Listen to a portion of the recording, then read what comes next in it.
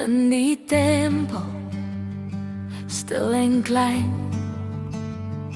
het Samuel God se stem gehoor so rein. Hoor jy my, het die Here gesê, Samuel, Samuel, kom luister gou na my.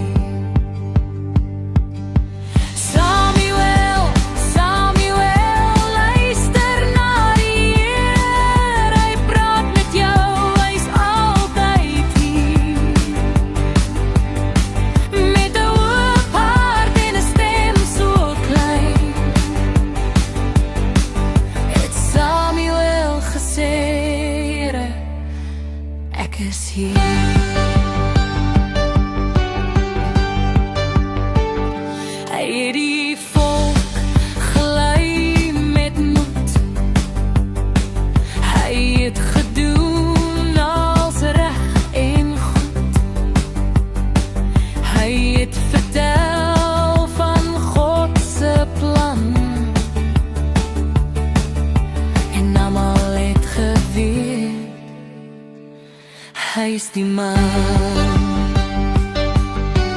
Samuel, Samuel, luister na die Heer. Hy praat met jou, hy is altyd hier. Met 'n oop hart en 'n stem so klein,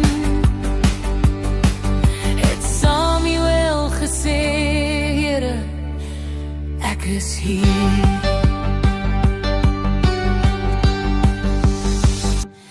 As jy